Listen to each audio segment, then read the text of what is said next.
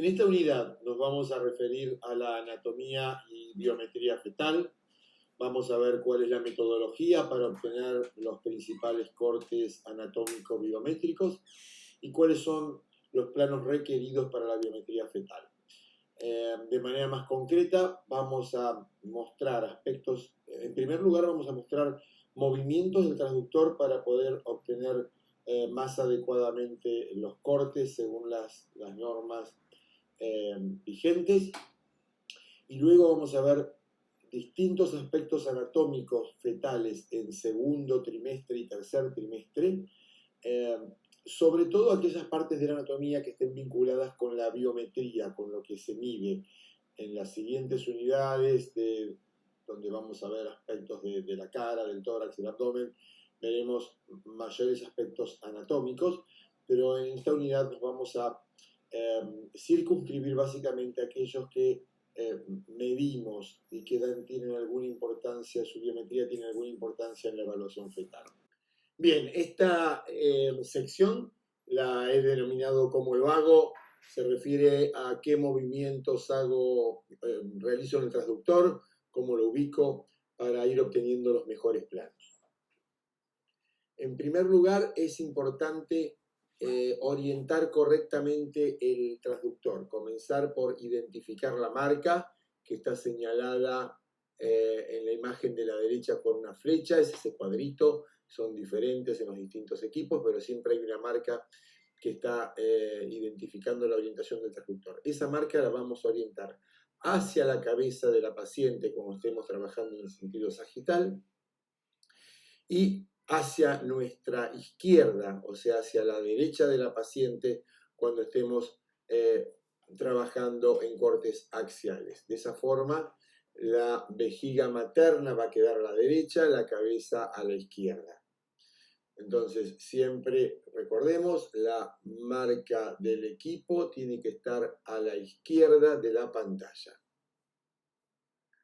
Aquí tenemos en orden sucesivo arriba, primero un transductor con la marca, luego el transductor orientado en el abdomen de la madre con la marca hacia arriba, y eso nos permite ver en la imagen de ecografía que le sigue, la marca que está siempre a la izquierda de la imagen, y entonces lo que está a nuestra izquierda es superior, es hacia la cabeza de la madre, y lo que está a la derecha es inferior, es hacia la pelvis de la madre, tal como lo están viendo en el gráfico de abajo a la izquierda.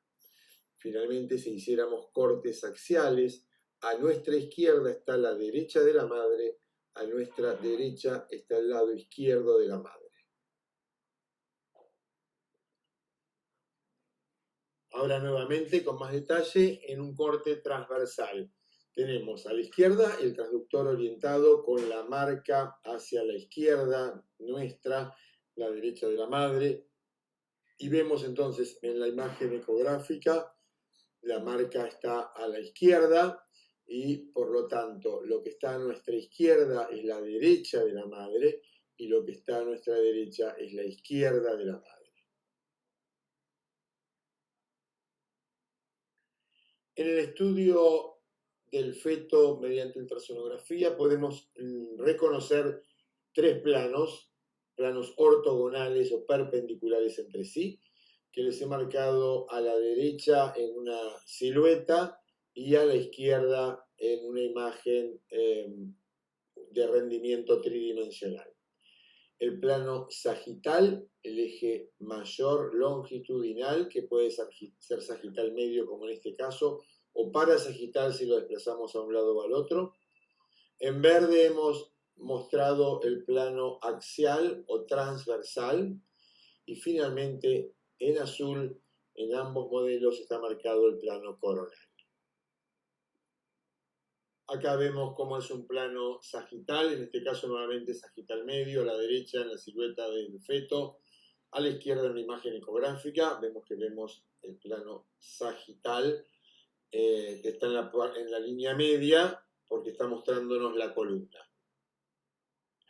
Como vamos a ver luego cuando analicemos los movimientos del transductor, si desde el plano anterior efectuamos una rotación de 45 grados del transductor, vamos a obtener un plano transversal.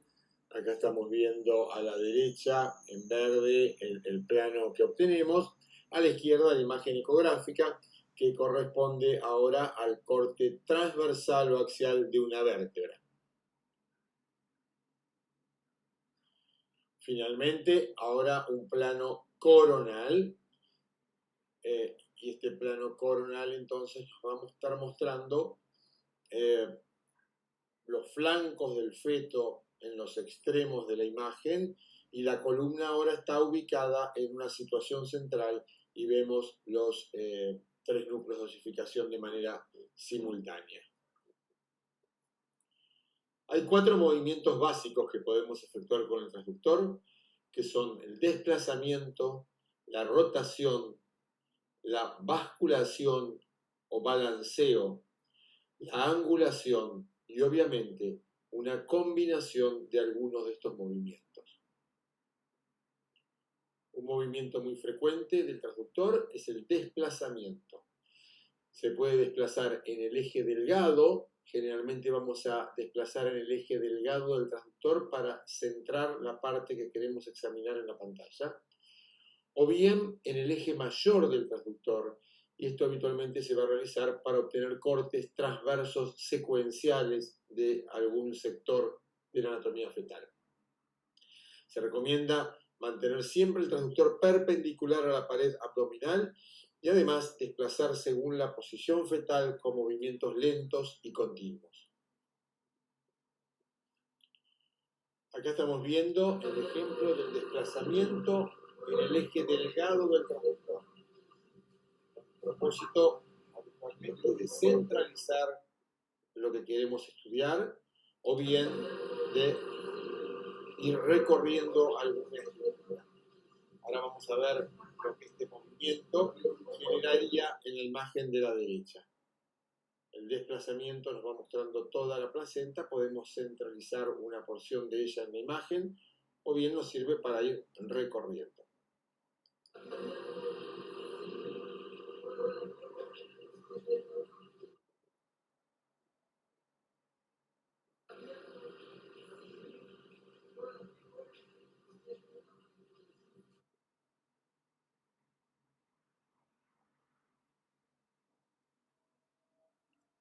Ahora el desplazamiento se está haciendo en el eje ancho del transductor.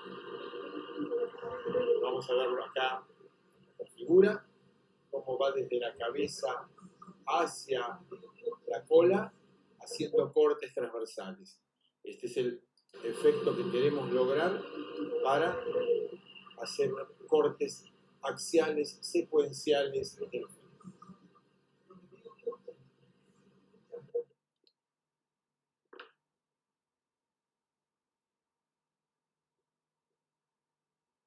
El siguiente movimiento es el de rotación, que lo hacemos en el eje delgado, el eje menor del transductor, y se va a hacer en sentido antihorario. El propósito de esta rotación es visualizar una estructura en un plano diferente. Por ejemplo, pasar de un plano sagital a un plano axial. Bueno, aquí vemos el movimiento de rotación. El nombre nos dice claramente cómo debe ser, pero lo importante es que lo hacemos en sentido antihorario. Ahí estamos rotando en sentido contrario a las agujas del reloj. Ahí volvemos a la posición original. Otra vez rotamos en sentido antihorario y volvemos a la posición original.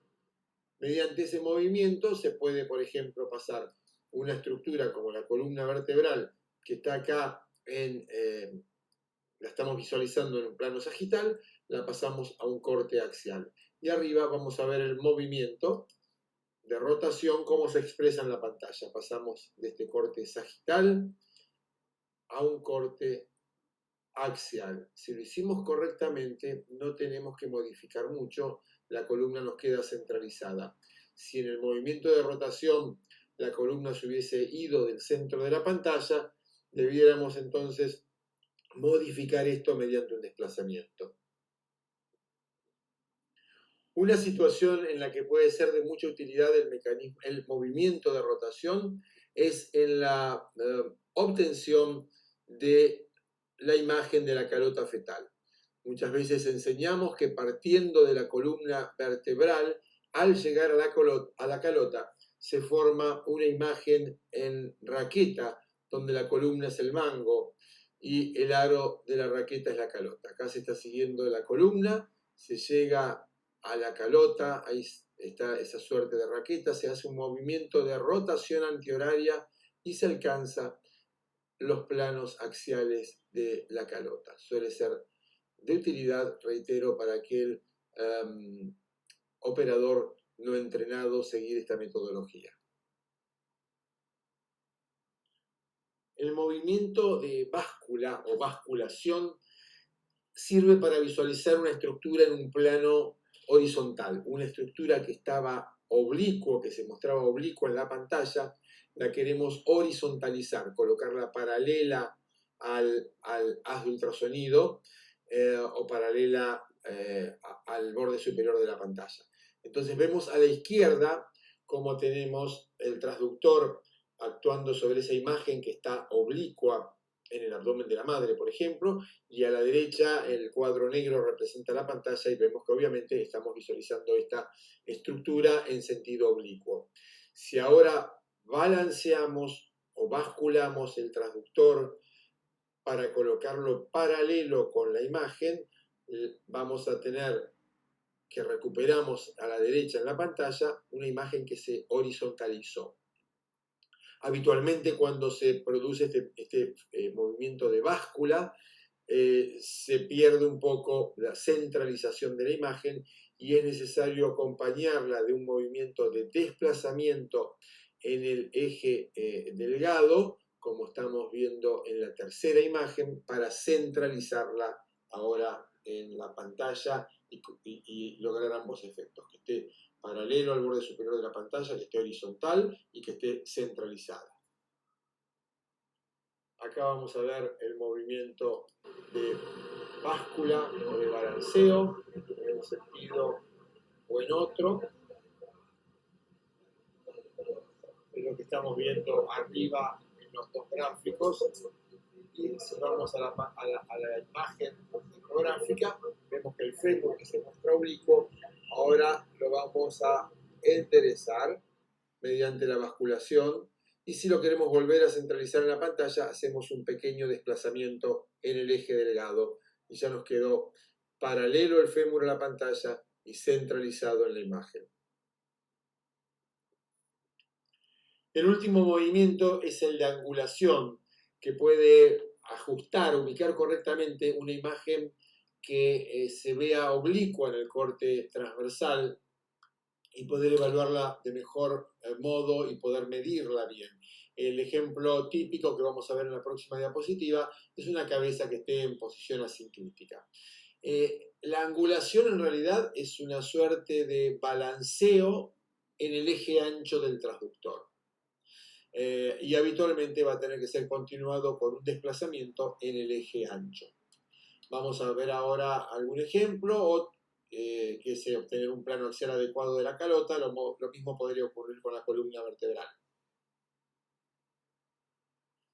Aquí tenemos el ejemplo que les comenté recién a la derecha, una cabeza donde vemos que el ecomedio no está equidistante de ambos parietales, por lo tanto hay que hacer el movimiento de angulación para poder verla correctamente. El movimiento de angulación es entonces, como les dije recién, una especie de balanceo, pero en el eje mayor del transductor. Balanceo en el sentido y balanceo en el sentido. Generalmente, como dijimos, vamos a tener que acompañar este movimiento de un poco de desplazamiento. Y acá estamos viendo lo que ocurre en esta calota cuando hacemos el movimiento de angulación. Angulación, entonces si lo quieren recordar mejor, es como si fuese un balanceo, pero en vez de ser en el eje delgado del transductor, es en el eje mayor o ancho del transductor.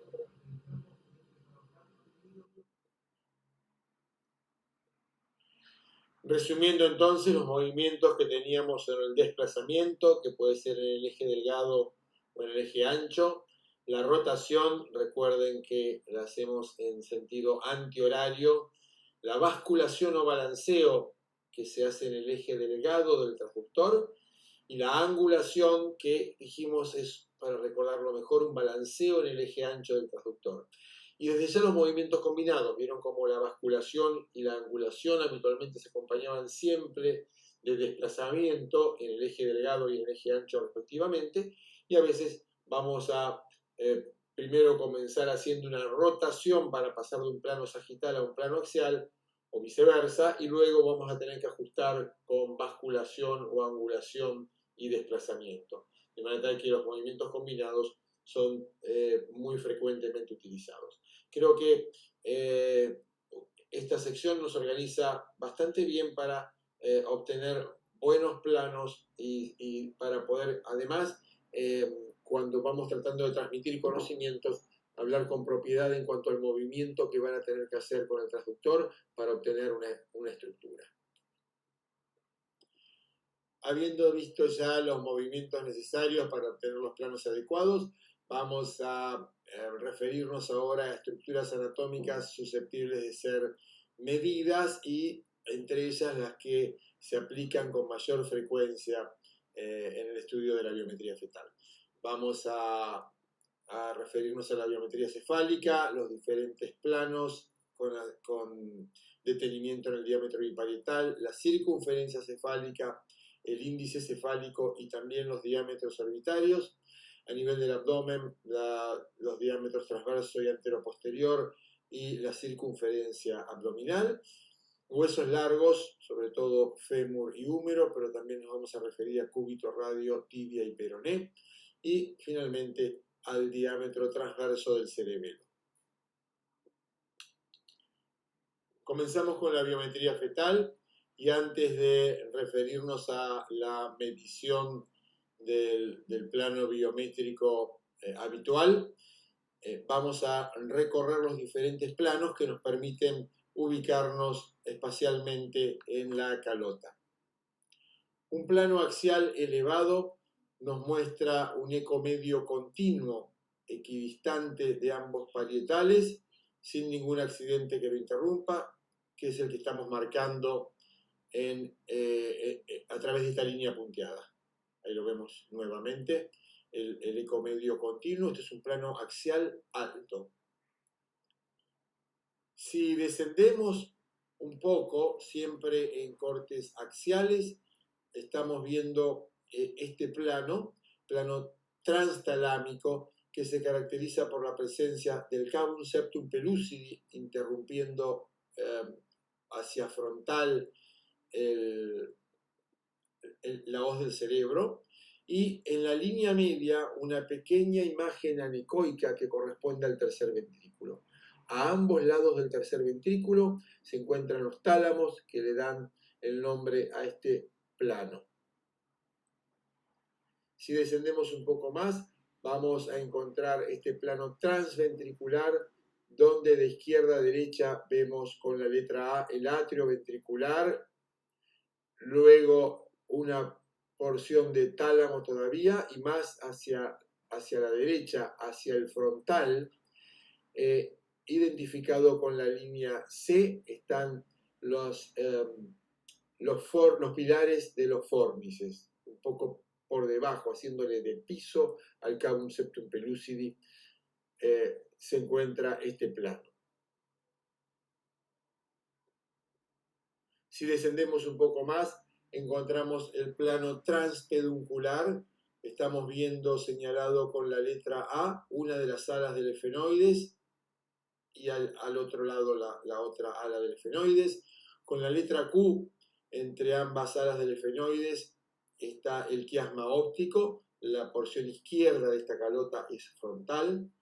Y si vemos identificado por detrás con la línea P, la imagen que remeda en cierta forma a un corazón y que corresponde a los pedúnculos cerebrales. Si ahora efectuamos un corte oblicuo de la calota, entonces vamos a encontrar de derecha a izquierda. Hacia la derecha estamos en frontal y hacia la izquierda en occipital.